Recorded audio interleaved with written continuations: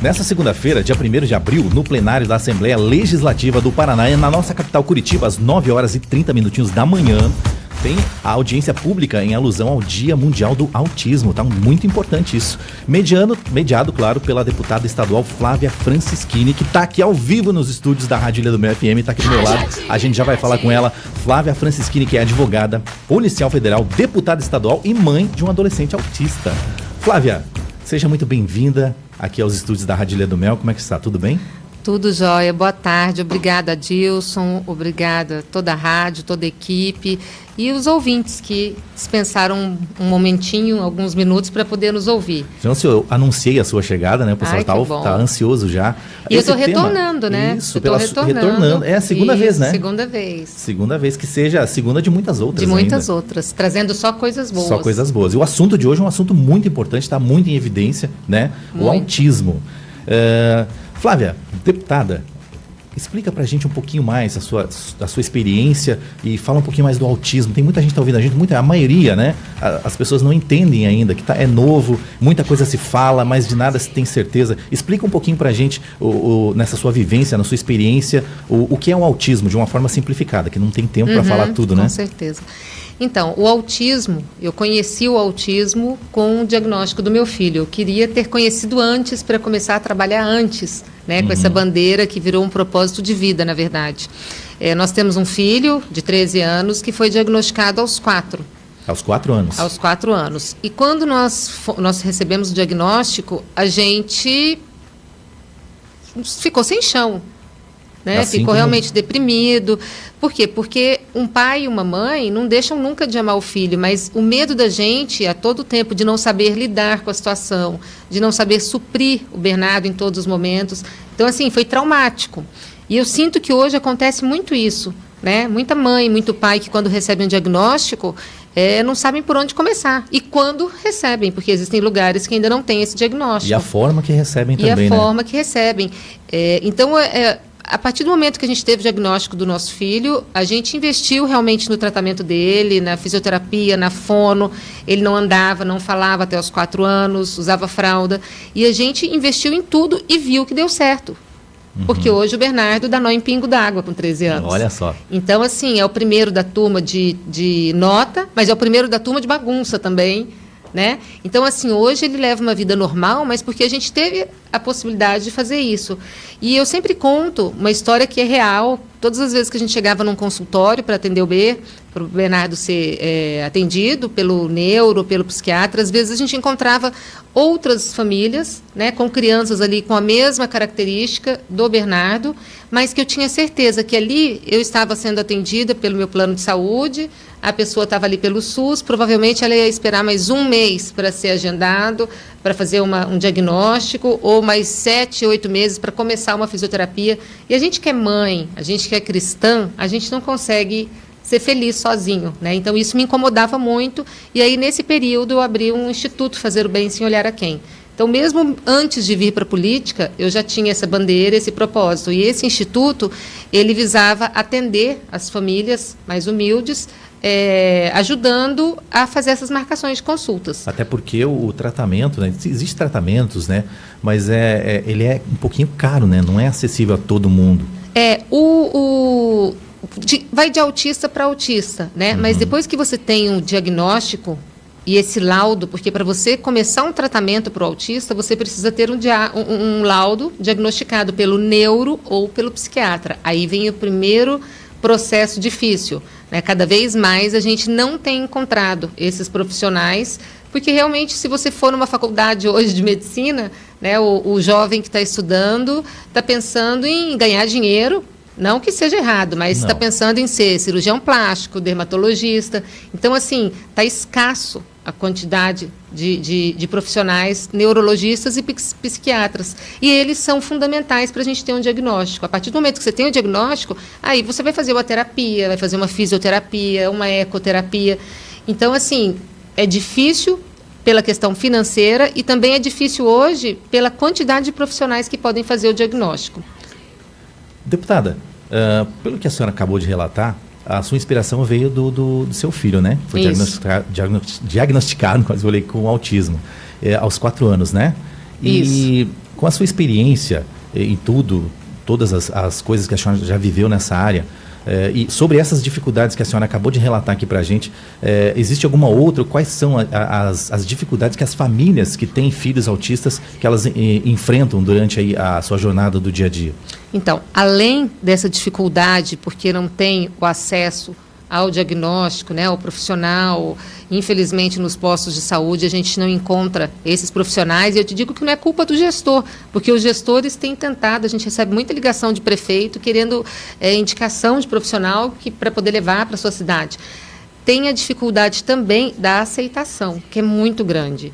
O pai e a mãe, muitas vezes, não aceitam o diagnóstico do filho, né? Geralmente é a mãe, geralmente é a escola, é a primeira que nota, né? Porque fica com a criança ali metade do dia, e aí a coordenadora, a psicóloga, a professora, que já tem esse contato com a criança, eles identificam na hora. É aquela criança que tem um TDAH, aquela criança que tem um déficit de atenção, que são sintomas que podem estar associados ao autismo, tem um transtorno opositor desafiador, que é como o do meu filho também, que tem uma esquizofrenia.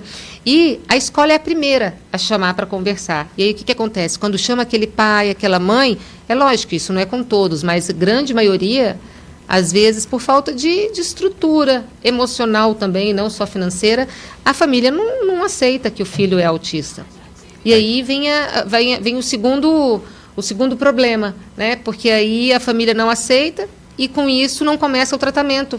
E a gente sabe que o quanto antes você diagnostica e faz o laudo, você começa um tratamento, e esse tratamento vai proporcionar para o seu filho que ele seja, lá para mais velho, que ele tenha o mesmo entendimento, que ele esteja no mesmo grau que as crianças da idade dele. Então, isso é muito importante e é um dos maiores problemas. Tem a questão também de muitas famílias que, assim que descobrem, né, que não tem essa estrutura emocional, esse equilíbrio, 70%, e são dados estatísticos de uma agência americana, 70% das famílias, o homem vai embora e a mulher fica sozinha com aquele filho.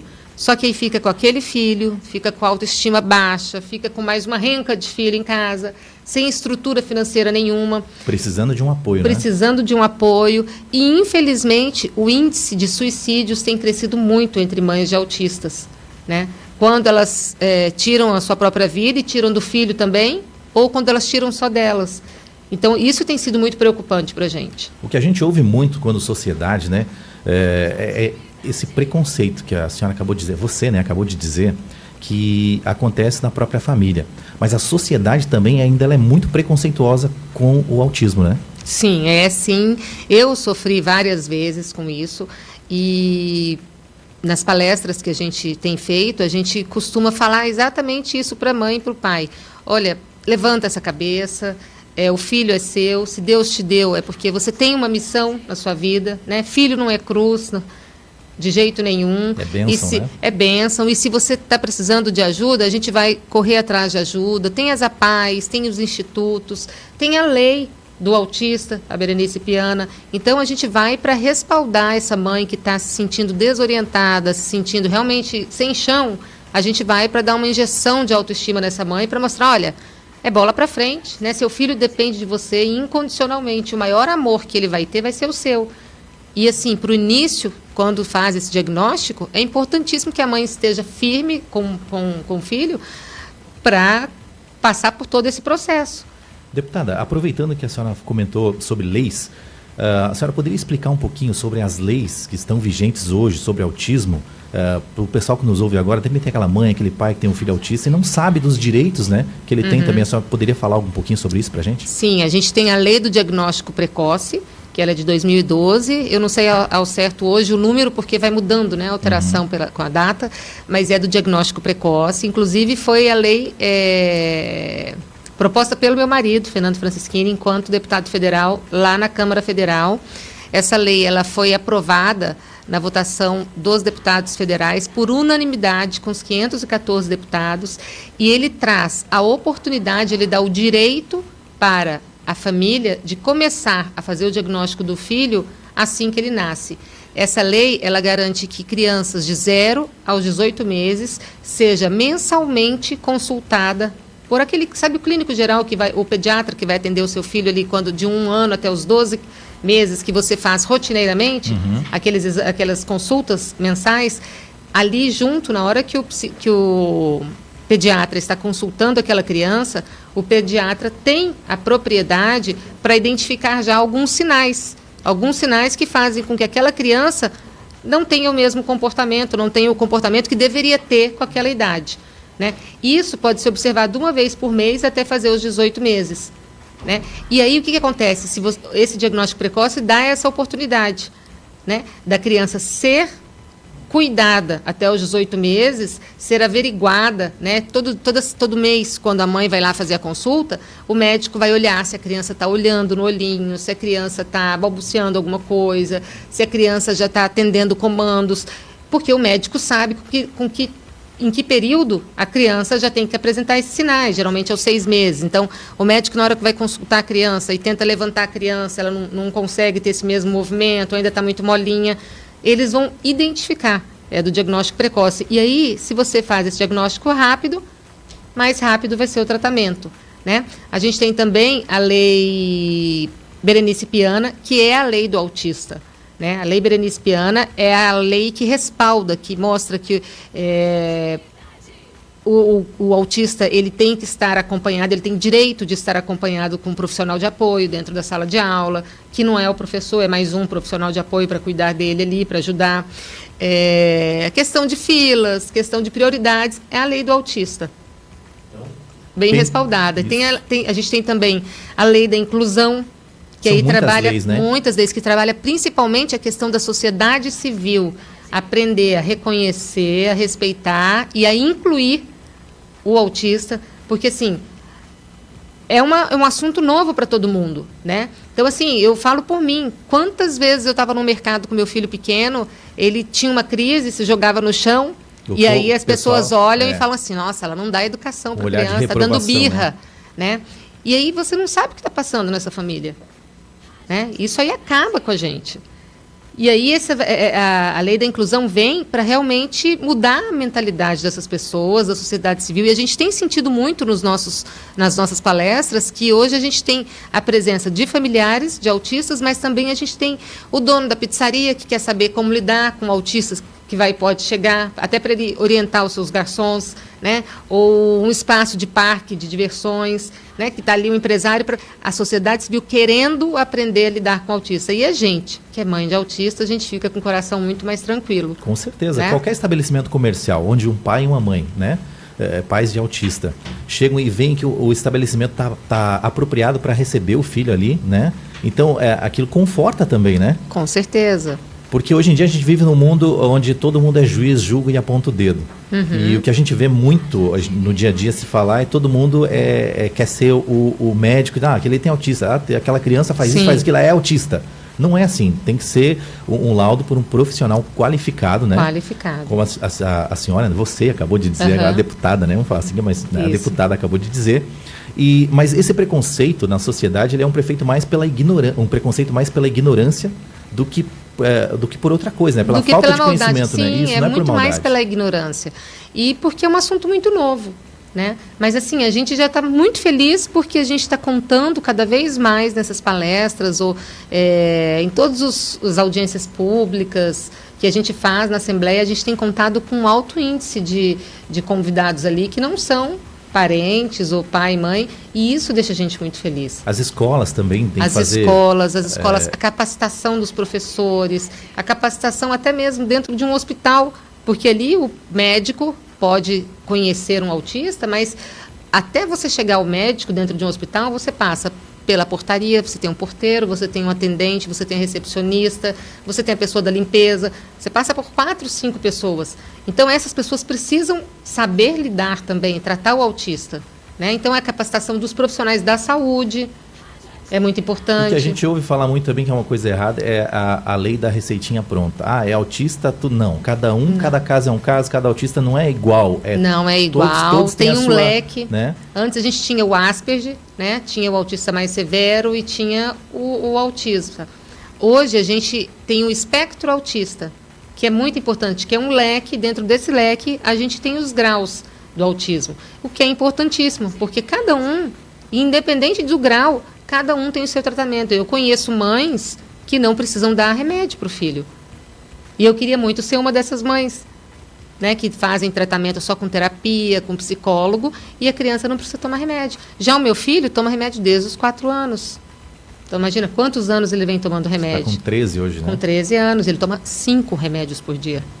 Então, para a gente, isso também é muito preocupante, né? Porque é remédio. Mas aí, por outro lado, a gente pensa assim, a gente quer dar qualidade de vida para ele, né? A gente quer que ele fique sã, que ele fique tranquilo, que ele fique equilibrado. E se os remédios ali são importantes para que ele realmente tenha esse equilíbrio, a gente tem que dar. Porque aí a gente não pensa só nele, a gente tem que pensar no resto da família, né? Uma família fica totalmente desestruturada com um filho batendo a cabeça dentro de casa, para cima e para baixo, né? Quantos pais viram para mães aí e falam, olha, você não educou, você não cuidou, né? Ou aqueles pais totalmente ausentes. Então, assim, é importantíssimo que a família esteja equilibrada. Eu defendo muito, inclusive é um projeto de lei meu, eu defendo muito a ideia de que a família também precisa receber tratamento. Não é só a criança. Porque hoje em dia as famílias já são desestruturadas, né? Com certeza. Filho autista, a chegada de um filho autista, tudo é novo. O autismo ele é novo. Existem vários estudos, mas nenhum estudo, ninguém pode bater o martelo e dizer, é por isso, por aquilo, por aquele outro, né? Sim. Existem estudos sobre alimentação, estudos até sobre DNA humano, mudanças, mas nada que se possa afirmar, apenas estudos ainda. O que a gente mais acredita é a questão genética mesmo, é aquele código, né, hereditário, é aquele código genético ali, quando está formando mesmo a criança, que ele sofre uma mutação. Então, essa mudança faz com que essa criança venha com esse diagnóstico, né, que é o autismo, e que eu friso muito, que não é uma doença. O autismo não é doença. O autismo é um distúrbio neurológico que afeta a parte comportamental, a parte realmente de integração com os outros daquela criança. Então, ele tem mais dificuldade de se relacionar, mas é única e exclusivamente isso. Né? A criança autista tem muito essa questão da frustração, de não aceitar o não, né? Mas aí você para e pensa, toda criança, né, tem essa questão da frustração, a gente tem, mas o que acontece, o que difere o autista dessa outra criança, é que aquela criança que está dando uma birra, que está realmente ali teimosa, ela para uma hora e fala, não, putz, agora eu já fiz demais, daqui a pouquinho meu pai vai brigar, né? E o autista não tem essa consciência, né? Ele simplesmente começa uma crise, vai se encontrar alguma coisa para se machucar, se machuca. Por quê? Porque ele não tem essa consciência. E ao contrário do que muita gente pensa e faz, que eu já vi também, não é com violência, gritando e entonando voz, né, de autoridade que você vai. Você tem que confortar a criança, né? Tem que confortar. A gente fala muito isso. Nós que somos pais de autistas, a gente em casa, eu te falo lá por casa, que a gente, várias vezes, tem que fazer a contenção do Bernardo. Né? O Bernardo está do meu tamanho, pesa mais do que eu. Então, quando ele fica frustrado, quando ele fica nervoso, ele vem para bater em quem? Nas pessoas que ele sabe que incondicionalmente vão estar com eles, que é o pai, a mãe, a babá. Então, a gente faz a contenção, segura. Eu já não consigo mais fazer a contenção, porque ele está muito forte. Então, é o pai ou os irmãos que fazem, que seguram ele. Agora, a gente orienta muito a sociedade, que não conhece, que ela pode, de uma outra forma, confortar muito a mãe e o pai. Se existe uma crise dentro de um lugar público, né, e você não conhece do assunto, você não sabe lidar com isso, só de você não olhar diferente para a criança e para a mãe, não constranger achando que não teve cuidado, não teve educação, você já ajuda 50%. Porque você pensa, a mãe ali está desesperada, tentando lidar com o filho, que está tendo uma crise, se jogando, se batendo, derrubando as coisas, e ainda ter que se preocupar com os olhares negativos. Com o julgamento das outras pessoas. Com o julgamento. Então, assim, a gente sempre dá esse recado, só de você olhar de outra forma, você olhar de uma forma solidária, sabe? Às vezes você não precisa ajudar a fazer uma contenção. Deixa aquela palavrinha mágica, né? Empatia, né? Sim, empatia. É falar, precisa de alguma coisa, né? Às vezes, se a criança está muito nervosa, você chega pertinho do ombro, bate no ombro da mãe e fala, escuta, mãe, você precisa de alguma ajuda, né? Quer um copo com água? Fique tranquila, a gente entende isso aqui muito bem. Isso aí ajuda muito, é a consciência e a empatia. Mas, deputada, pena que o nosso tempo é curto, esse é um assunto bem vasto, né? Podia ter muita coisa, tem muita coisa que podia ser falada, não dá tempo. Quero agradecer a sua presença aqui, tá? Desejar tudo de bom nessa... É que é uma luta, né? É uma luta, é dia após dia. Isso, e que com certeza vai ser vencida essa luta. O pessoal já está se Deus conscientizando cada vez mais, tendo empatia, se conscientizar, né, de que o autismo não é uma deficiência, não é uma condição, né? Que você pode também respeitar e ajudar, em vez de ficar apontando o dedo, ajudar, né? Obrigado pela sua presença aqui, pelos seus esclarecimentos. E as portas abertas aqui da Ilha do Mel, sempre que quiser aparecer, é só aparecer, tá? Pode ter certeza. Eu que agradeço a oportunidade de poder falar um pouquinho desse assunto, que realmente é a minha paixão. E todas as vezes que eu puder, podem ter certeza que a gente retorna assim para falar mais um pouquinho. Ok, então. Brigadão. Essa foi a deputada Flávia Francischini, falando um pouquinho sobre autismo aqui nas ondas da Ilha do Mel FM 90,3. Rádio Ilha do Mel. A Páscoa do Shopping. Rede Notícias. A notícia como ela é.